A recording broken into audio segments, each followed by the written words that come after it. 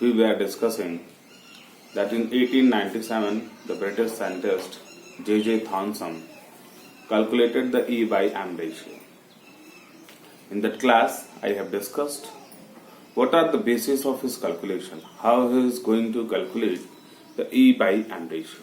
Once more I revise it, that in order to calculate the E by M ratio, he took a cathode ray tube. In that cathode ray tube, he arranged the electrical and magnetic field perpendicularly. Let us see. This one is the cathode ray tube and this one is cathode ray. In order to know the effect of electrical and magnetic field, what we have arranged, what he arranged, here is positive plate and here is negative plate. And this one is the horseshoe magnet, which is, it means what we have the magnetic field perpendicular to the electrical field. It means we have made such arrangement, he made such arrangement that the electrical field is perpendicular to the magnetic field. What we have here, we have the zinc sulfide screen. The screen over which when the cathode ray strikes, then the bright sensations are produced, bright spots are produced, by which we will know the presence of cathode ray or the electrons. What he do? He observed that the amount of deflection from the mean path, their original path, he observed that the amount of deflection of the cathode ray from their original path depends upon the charge on the cathode ray particles. It means if there will be higher charge on the cathode ray particle, then there will be greater deflections because of greater effect of electrical field. We know. The next one, if the masses of that cathode ray particles are higher, if the masses are higher, then there will be lesser deflection. Two things we know. The next thing is that what we have the next one shows that the electrical field. Two factor we have, if the charge on the cathode ray particle is higher, then there will be greater deflection. If charge will be lower, then there will be lower deflection. The next is that if the mass of the cathode ray particle is higher, then there will be lower deflection, and if the mass of the cathode ray particle is lower, then there will be more deflection. Next to that, it will also depend upon the strength of the electrical field. If the strength of the electrical field is more, it means it is stronger, then there will be greater deflection, and if it is poor or weaker, then there will be lower deflection. These three factors, what he concluded was that. To the next, what he does? He arranges, in this arrangement, he has the magnetic field perpendicular to the electrical field. What he do? He switch off the magnetic field, and in the presence of only electrical field, he observed the path of this cathode ray particles. What he observed?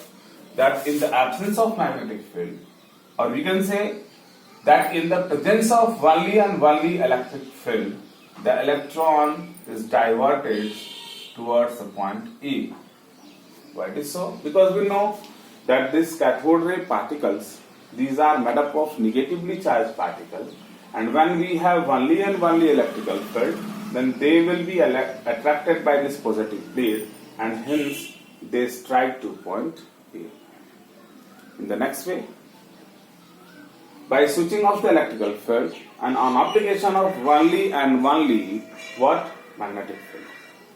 It means in the presence of only and only magnetic field, he observed the path of that cathode ray, that it is diverted from its mean positions, original path, and it strikes at point C. It means in the presence of electrical field, the cathode ray strikes point A, and in the presence of magnetic field, the cathode rays strike at point C. Then what he does? By careful measurement and arrangement, in the presence of both electrical and magnetic field.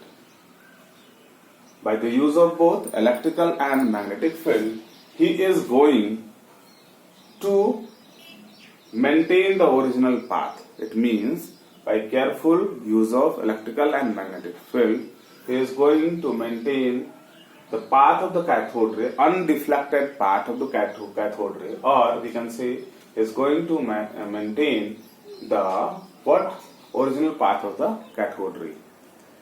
By this, you can come to conclude the E by M ratio. What is the E by M ratio? The value what we got is that 1.75882 into 10 to the power 11 coulomb per kg. What that we found out. What we know here? The first one. In the presence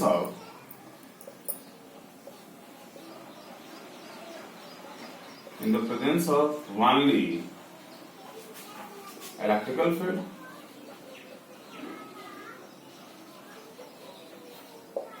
the cathode ray strikes at point E. The next one, in the presence of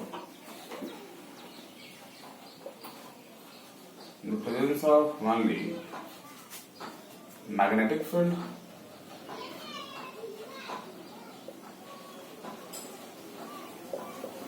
the cathode ray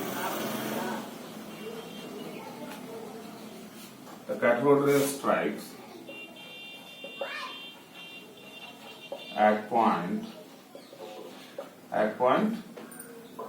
C. In the next case,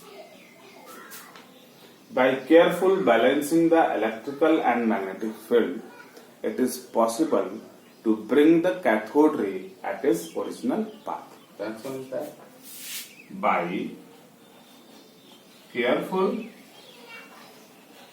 balancing the electrical and magnetic field,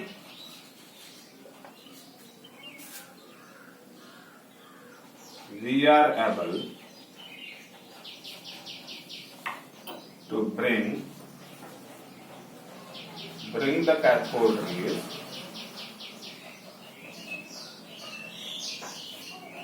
at its original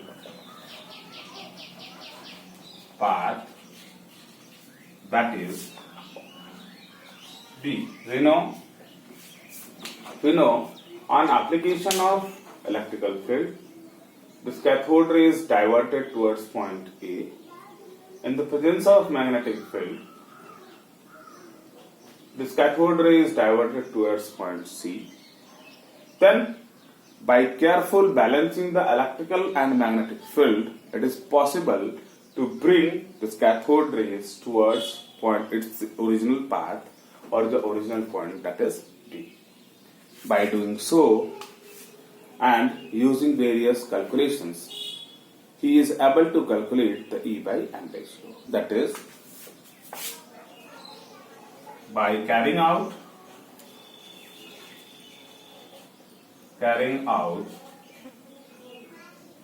accurate measurement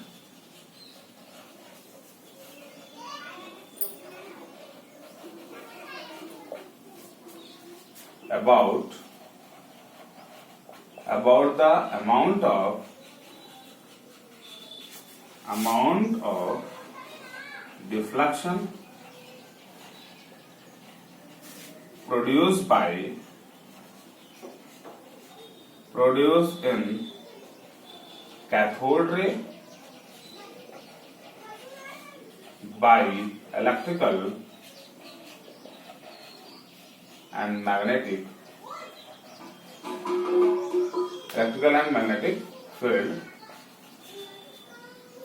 Thomson able to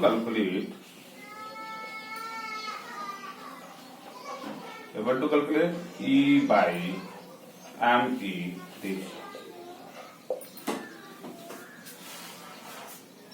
E by ME ratio, it means he found that what E by ME is equals to 1.758820 into 10 to the power 11 coulomb per kg.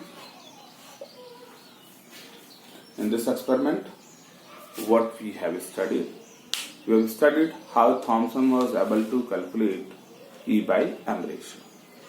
Once more, I discuss that by knowing the amount of reflection produced in the cathode ray in the presence of electrical and magnetic field, Thomson was able to calculate the E by M ratio, that is 1.758820 into 10 to the power 11 coulomb per kg. This is how he is able to calculate E by M ratio. Let us discuss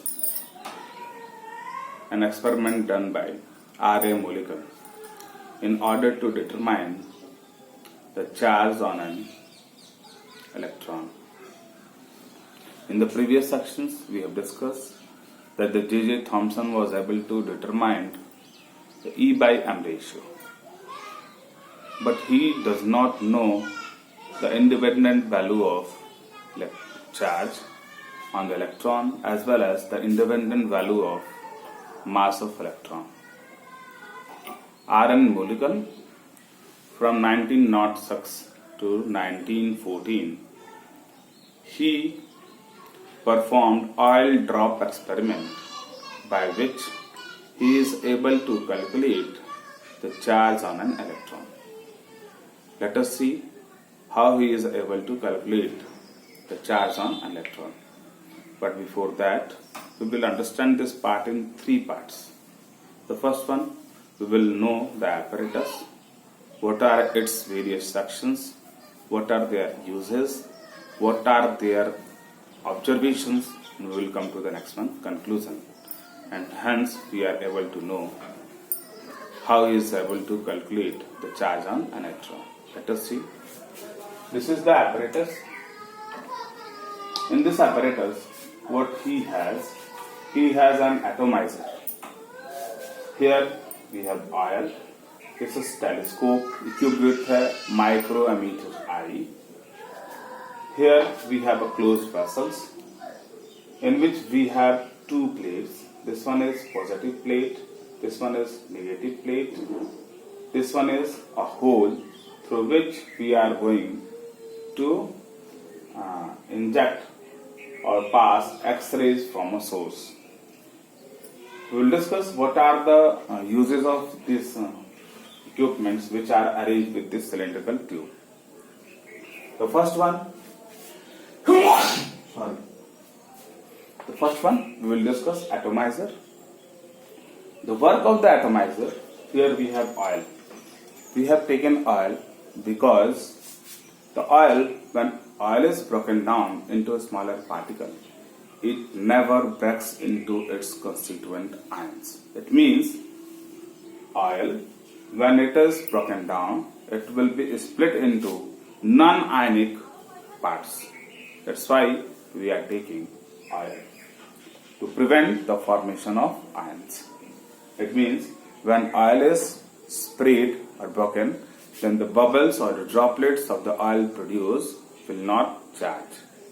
Next, we have atomizer. The work of the atomizer is to convert this oil into mist, which has the configuration of atom, which has the size of atom. The work of atomizer, once more, is to convert this oil into mist and inject in this column. Here, what we have, the atomizer, which will produces the mist of the oil here. Here, the oil will not convert it into ions; it will remain as neutral. To the next, we have a small hole through which the mist produced by the atomizer pass through this hole. Which one is the charged positive plate and it will come in this section. Next to that, we have X-rays. What is the function of X-rays? The X-rays, it will ionize the gas in this chamber. When it will ionize, when the ions are produced, later on we will see what is the use of ion. We have this charge plate, they have their work, we will discuss. Let us know how it is working, how you know. First of all, the atomizer converts this oil into mist. By the use of atomizer, this oil is converted into very fine droplets of atomic dimension. Here mist are produced. This mist, when start falling down, then by the use of this telescope equipped with the micrometer eye, we know what is the rate of falling of this oil droplet. It means by the means of rate of falling of oil droplet, R.A. Mulliken was able to calculate the mass of oil droplet. It means the first what we have, by the rate of falling of oil droplet, which he observed with the use of telescope equipped with a micrometer eye. By the rate of falling of oil droplet, which is not charged, it means the rate of falling of oil droplet is able to calculate the mass of this oil droplet. It means the first what we know, the mass of oil droplet was calculated, the first one. So the next one, when it passes through this hole, here we have the charge plate. Why we are going to use oil? Because if the mist is produced by this atomizer and if ions are produced, then we have this charge plate, it will pull it. Then in order to prevent this process, it means we have to observe the independent falling of oil droplet by which we can calculate the mass. Therefore, we are using this oil, which is a covalent compound. Clear? To the next, when this oil droplet fall through this hole and come in these sections, then we pass X-ray from a source. What is the work of X-ray? The X-ray will ionize the gas in this section. If this gas is ionized, we know two types of ions are produced. One is cation and the next one is anion. This one, how ions are produced? The ions are produced due to ejection of electron from the gaseous atom. It means when electrons are ejected, then the gaseous atoms are converted into, let us see what happens. If we have this gaseous atom, suppose this one, here when X-rays fall over it, then the electrons are ejected and this gaseous atom converted into positive, and we have the electrons. This is how the X-ray is going to produce ion.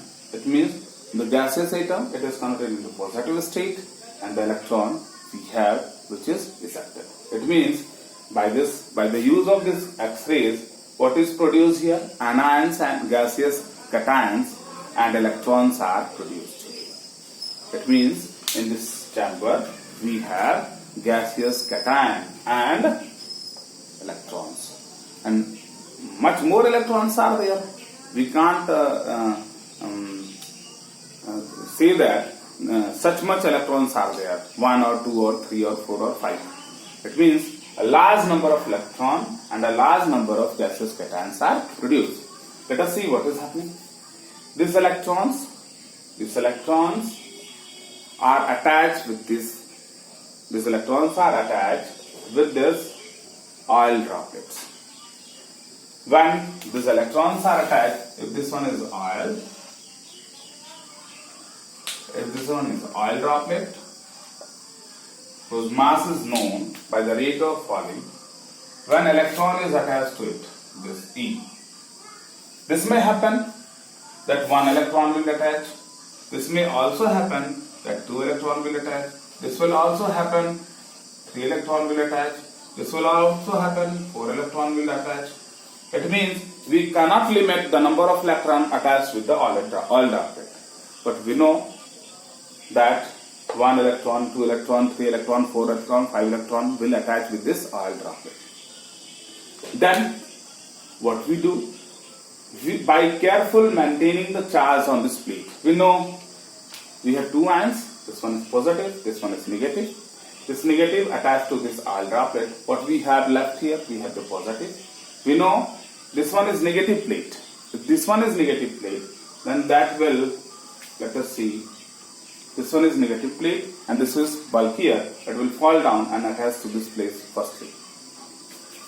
This one is positive. It means when the electrons and positive cations are produced, need not to discuss about this positive ion. Why? Because these are bulkier and they will positive, this charge is negative, it will be attached. What is left there? We have the oil droplet together with this electrons. That means this electrons is negatively charged, this oil droplet is positively charged. Then what is the charges on this oil droplet? It is negative. And what is this plate? Negative. And the oil droplet has a tendency to fall downward due to the action of gravity. It means the oil droplets wants to fall down, but this charge on this plate is negative, that will restrict or repel this oil droplet. That means two forces are acting here. The one is the action of gravity, which will tends the oil droplets to fall downwards, whereas the next force here is the negative, that will repel the negative charge and restrict and provide hurdle to this oil droplet to fall downwards. What we know? By careful maintaining the charge here, by careful maintaining the charge on this plate, we can accelerate, we can decelerate, we can stop. Accelerate, if we want to accelerate the charge of this oil droplet downwards, what we want to do, we will decrease the charge on this plate. When we are going to decrease the charge on this plate, when the falling which is observed, then the falling of oil droplet which is observed through the telescope, what we see that the speed of the oil droplet to move downward increases. As we increase the charge on this plate, then that speed is retarded. By careful measurement, we can stop the motion of oil droplet. It means at that time, the mass of the oil droplet, and we know the force which is acting downward, the force which is acting downward is equal to the force produced by the repulsion of this charged plate. Hence, we are able to calculate what we are able to calculate in case of different oil droplets. What we observe that the charge on this oil droplet, the charge